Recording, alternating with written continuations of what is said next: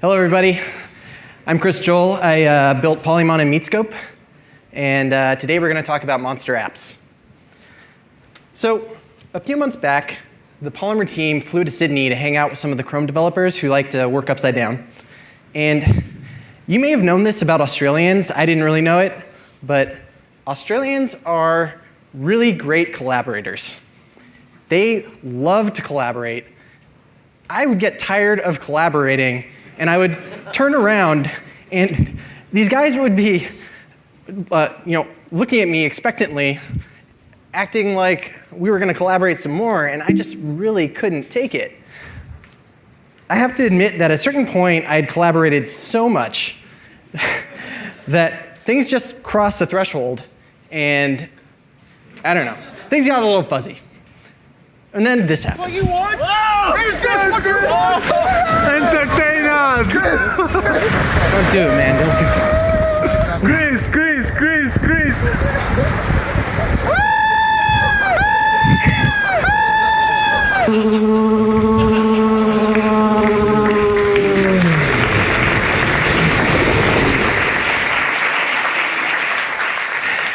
Watch out when you collaborate. It's dangerous. So as I sank into the darkness, into the cool Sydney coastline that evening, I had a few moments to reflect. What had I been doing with my life?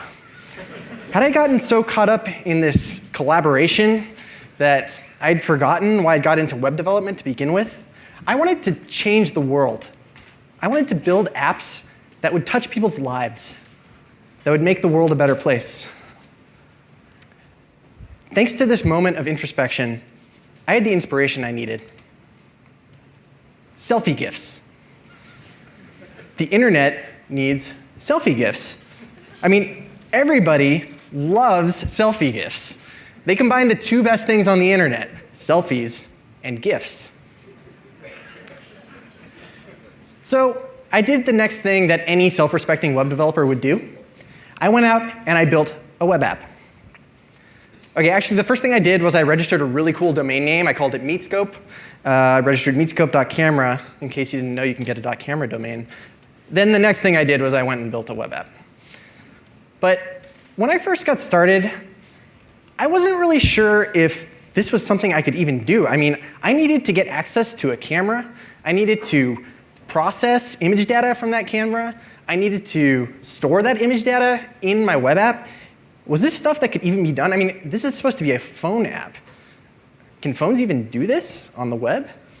Well, this is a story about how the web platform had my back and how I used the web platform to deliver selfie GIFs to everyone. So we start with the Media Capture and Streams API. This is a really cool API that's available in pretty much every browser that lets you access input from camera, input from microphone, and record it. Or display it to the user. Well, okay, it's not quite available in every single browser, but we'll come back to that in a minute. So what does it look like? It's a really great API. It's got all these great promisfied methods. Most of them are hanging off of navigator.media devices. Here you can see I'm calling enumerate devices. And this is basically a promisfied API that gives me a list of all of the input devices available to the user. And here you can see I'm actually filtering by device.kind that matches some kind of video string. And this is how I get my list of cameras. Another really useful method in this API is getUserMedia. So using getUserMedia, I can select in a fuzzy way or a precise way exactly what I want access to. And it returns a promise that resolves with a stream of input from that device. Here I'm specifically requesting access to one camera. And when you put it together with the HTML video element, you get something cool. You essentially get a video element that's displaying stuff coming out of a camera on your device. Now, the HTML video element is cool for two reasons. One, it lets your users see exactly what's going on, what you're taking images of. The other reason why it's really cool is you can pair it with Canvas, draw it to a canvas, and get image data out of it. So here I'm taking a canvas, I'm measuring the width and the height of the video, I'm drawing the video to the canvas, and then I'm using a method called drawImage. DrawImage is a little misleading. It says drawImage, but you can actually pass a handful of other elements to the drawImage method. And also the dimensions, the width and the height, and then voila, there's pixel data.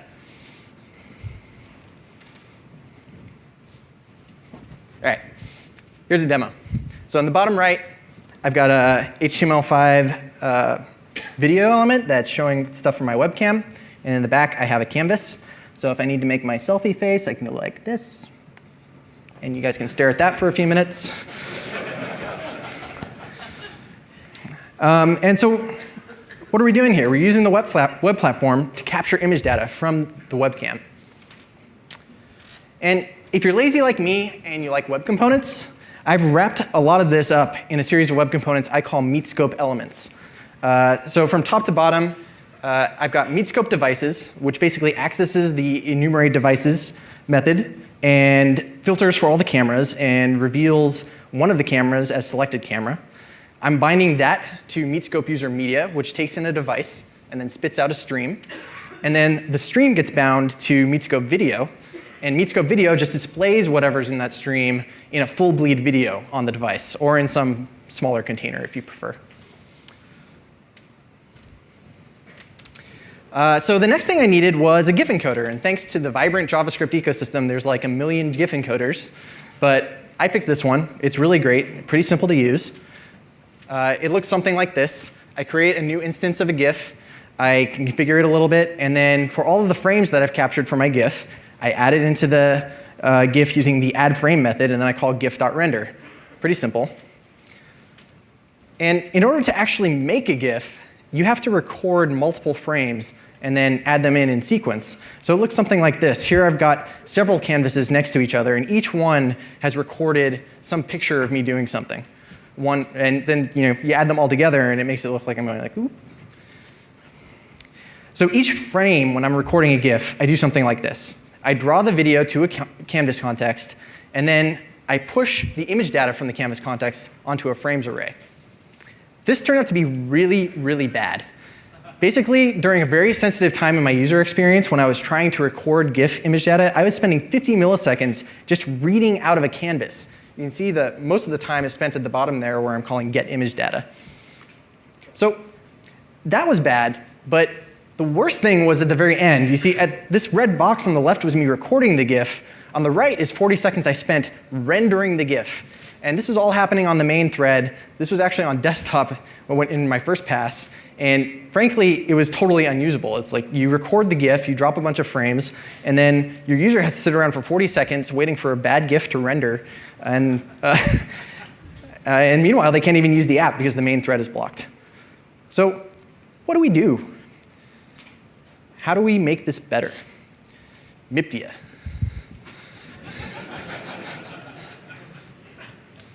I don't know why that keeps happening. So I started to think about, what could I do to optimize this whole experience of recording GIFs? And the first thing I thought of was, when I get the final GIF, I've scaled it down pretty significantly compared to the source data. So what if I could do that in advance? Instead of trying to pass a bunch of big image data down to a GIF encoder and have it do the scaling itself. It turns out that the Canvas 2D context is able to do this for us. The drawImage method will allow you to pass target dimensions for drawing the video. So here I am doing the same thing I did before, except I'm passing in the scale dimensions that I want to draw onto the canvas. Now this is nice because it means that when I go to read the image data off the canvas, I'm going to be reading far fewer bytes than I was before. But I still thought I could do a little bit better. Every single time I was recording a frame, I was actually doing something like this. I was writing stuff to a canvas, and I was reading it back, then writing it, and then reading it back. Could I do better than that? Well, as a matter of fact, I came up with a nice strategy that I think balanced reading and writing pretty well. So it looks something like this.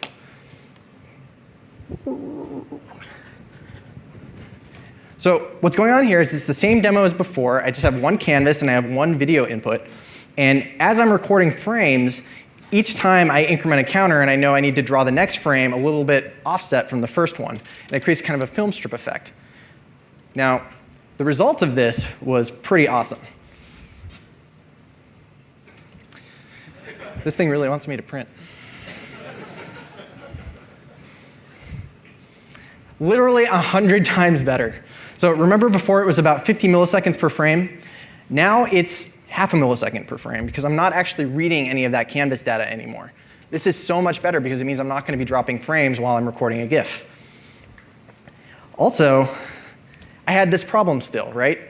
I get to the very end of the recording, and it still takes almost a minute for me to get my rendered GIF. The trick here is you really have to keep work off the main thread. It's not OK for you to lock up your user experience for almost a minute just to do some heavy-duty work. So how do we take care of this? Well, turns out the platform has another solution for us, web workers. So most of you probably know what web workers are. How do we use them here? Here, I'm creating a new web worker. This is just a basic web worker. And I'm passing in my GIF encoding library. And then I'm creating a message channel. I like message channels because they're kind of like a two-way walkie-talkie between the main thread and the worker thread. I pass the port from the message channel into the worker. And then I listen for messages on that port so that I can do communication. Now, if that looks a little verbose, the platform actually has a really cool kind of worker called shared worker. Shared worker basically works the same way as a normal worker, with a few exceptions. So a shared worker, when you create a new instance of it, if an instance has already been created, it will share the same worker thread with the new instantiator of a shared worker. Also, shared worker comes with a message channel kind of built in. So when you get your worker instance, it already has a port that you can communicate to the worker with. Now, shared worker isn't available everywhere, and in fact, it's possibly on the chopping block for the web platform. But it's a pretty nice class to use. And if you like it like I do, we've built a class called common worker for app storage, which works almost exactly the same way as shared worker. So you can create a common worker. You'll get a worker instance back. You'll have a port that you can use to talk to the worker. And excuse me. And it also shares the property of shared worker, where it only creates one worker thread for no matter how many common worker instances you've created.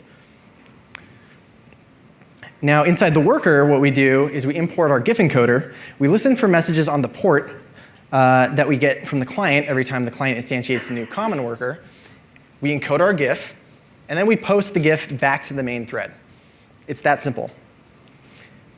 This was an awesome improvement. Moving stuff off the main thread meant I went from 40 seconds of encode time down to about 100 milliseconds. Now, if you look at that and say, well, 100 milliseconds is actually still quite a bit of work, it turns out there are some hard limitations to what you can do with HTML canvas. If you get a bunch of image data out of a sufficiently large canvas, you're going to incur some cost. But I'll take 100 milliseconds over 40 milliseconds any day of the, or sorry, 40 seconds any day of the week. It's also worth noting that there are standards at work to get canvas that you can use off of the main thread. So look forward to that coming in the web platform soon. So this is an example of what I got from all of my performance optimizations. Here, I'm recording multiple GIFs, one after another. Each time I record a GIF, I start another one. And those GIFs go and they encode off of the main thread. And meanwhile, the main thread is nice, running 60 frames per second. Everything's good. So your users, when they're recording their very important selfie GIFs, can end up with results like print dialog. No. This.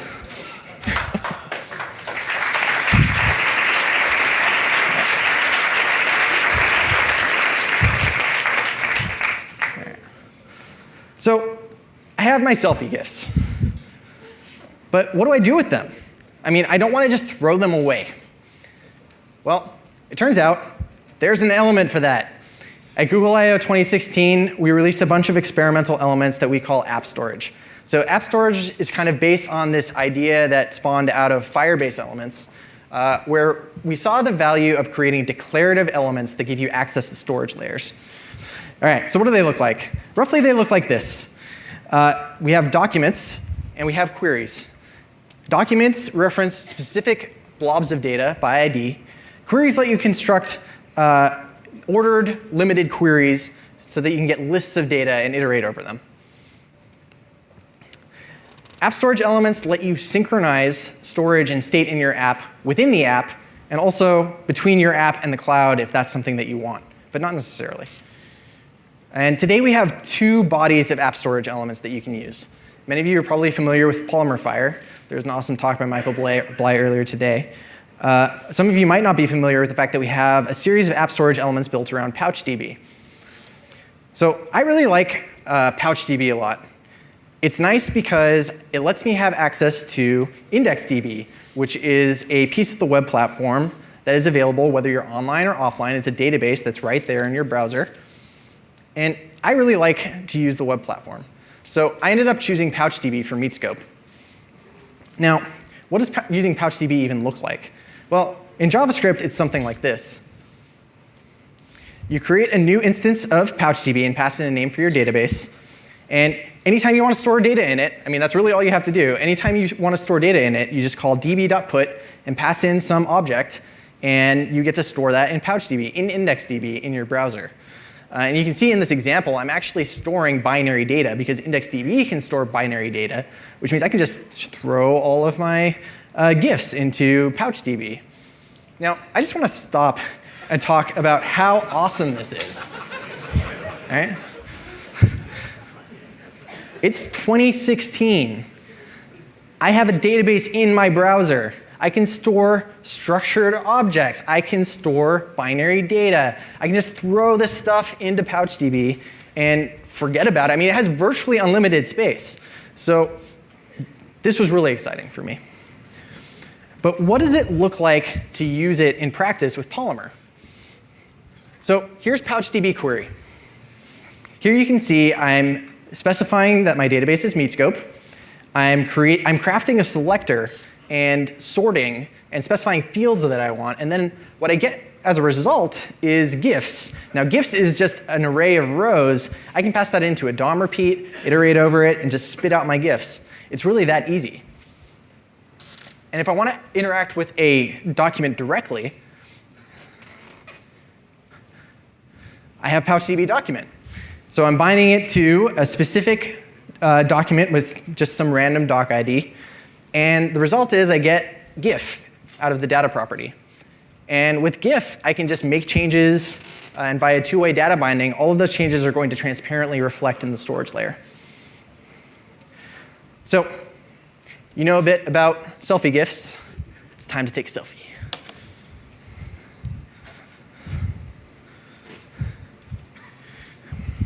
All right, I'm going to need your help for this. Everybody say, web components.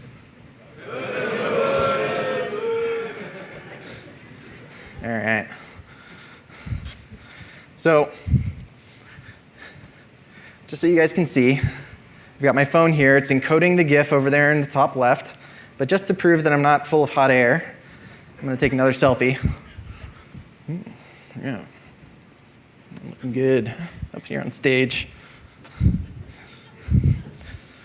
All right. There's the GIF that we recorded. And it's frozen. Well, you guys get the idea.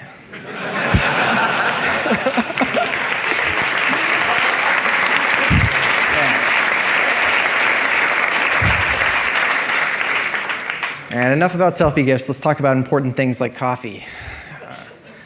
So a few months back, Justin from the Polymer team and I were sitting in a coffee shop. And we were looking ahead to the Polymer Summit. We were like a little anxious because Polymer 2.0 was coming about, and we weren't sure what we were going to talk about. And we had a conversation that went something like this.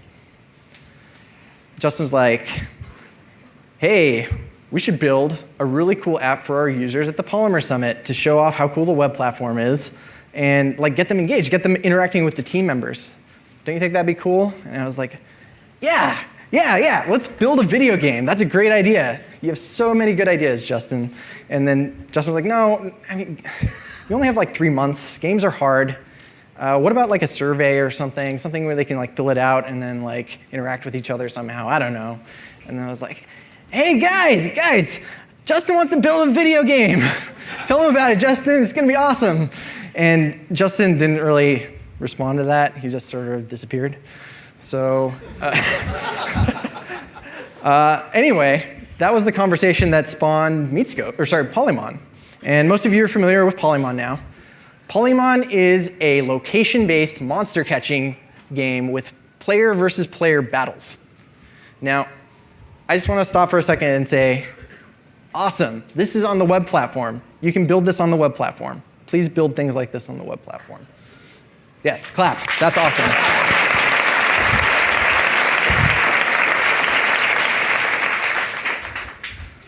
So Justin had something about, he had a good intuition about this. Like, building a game is not easy. It can take millions of dollars to build really cool video games, and often they go over budget and over time. How was I going to really prove that this was a thing? Like, I had to have a really great minimum viable product, and I had to have it fast. Otherwise, this was probably not feasible for the Polymer Summit timeline. I mean, this was August. It was mid-August when we started doing this. And so I needed to come up with a cool way to get people interacting with each other. I need to be able to rely on the web platform to do it. So I looked a little bit into physical web. Now, physical web is cool and all, but maybe it's a little too cool, too cutting edge. Not everybody has access to it. I also looked a little bit at Web Bluetooth. So Web Bluetooth is a series of awesome new APIs that are landing. And I wanted to be able to scan Bluetooth beacons from JavaScript and get access to all of them so I could see what Polymon were nearby. Unfortunately, those APIs are kind of still in flight. And did you guys know that there's like a web NFC API? I didn't know about this, but it sounds really cool. I'd love to be able to catch a Polymon just by tapping my phone to somebody else's phone. That's not really there yet. And then I stopped for a second and I thought, you know what Scott Jensen would do? Scott Jensen would use a QR code. Yeah.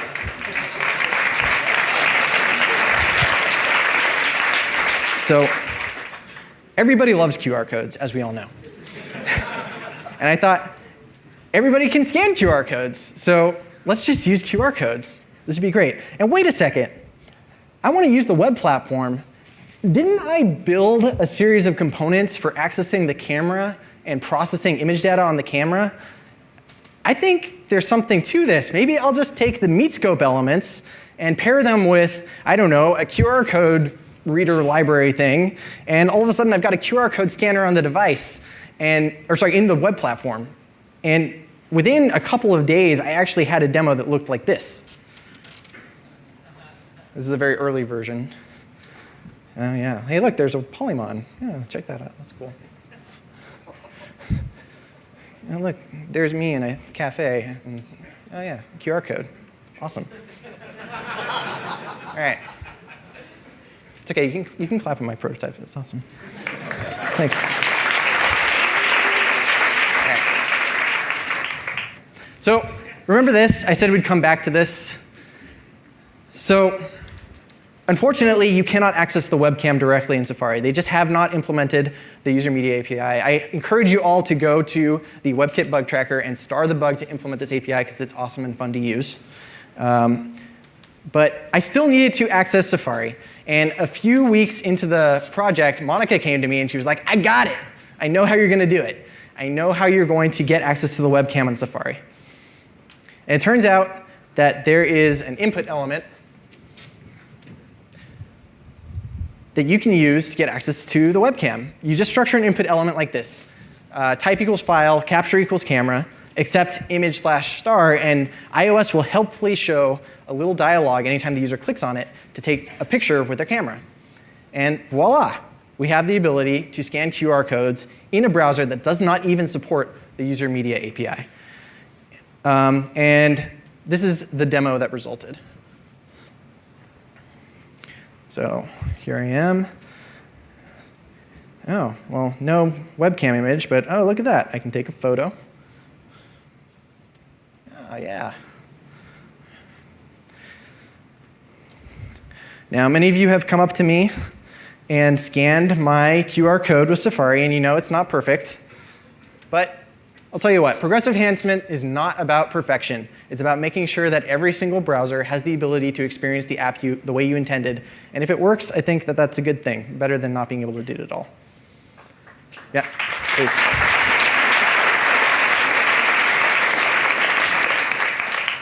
So this is my obligatory purple slide, otherwise known as the laziest slide in my deck. How many of you guys and girls know what purple means? I know y'all are lying because you didn't laugh at my lazy joke. But this is basically what first paint looked like around about the time that Polymon became feature complete. It was about 1.25 seconds in on desktop. Now, this isn't really great. I mean, it's OK. But frankly, I wasn't doing any kind of purpley optimizations. And there was probably a lot of headroom for improvement. So what did I do? This is roughly what Polymon looks like at the top level. I have a Polymon app component. And inside of there, I have a series of routes. This is just a few of them. But you can see I have a start route, I have a map route, and I have a polydex route. And for those of you who've used Polymon, you know that on the start route and on the map route, you see the start page and the map at the same time. Here I have the elements that correspond to those routes. So I have a start screen, I have a map screen, I have a polydex screen. And so the activeness of these screens corresponds to whether or not the routes match. So what I started to do was I decorated my app routes with declarative information about what element definitions needed to be loaded in order for those routes to be visible. So I added some data attributes. Here you can see I'm loading the Polymon start screen and the map screen every time the start screen is active. Oh boy, that's getting old. And then on the map screen, I have something very similar. But since the map screen doesn't have to show the start screen at the same time, I can just load the map screen by itself. And this is just an example of a few of the routes on my app. And then I built this thing called the Polymon lazy loader, which sounds fancy, but it's really not. All it does is it observes changes to route, and then it matches those changes against the app routes that I've also declaratively added as children to the Polymon lazy loader. And each time the route matches, it loads the data fragments if they haven't been loaded before. Now, just as a lesson for everybody about how important it is to do code splitting and lazy loading, I got my first paint time down to 275 milliseconds just by doing this, just by lazy loading all the different parts of the app. This is really important. It's 1 second of time that you just save somebody on desktop, but probably several seconds of time on mobile. For now, thanks a lot for checking out my talk. This was Monster Apps. I'm Chris Joel, work on the Polymer team. It's OK. You can catch me on GitHub and on Twitter.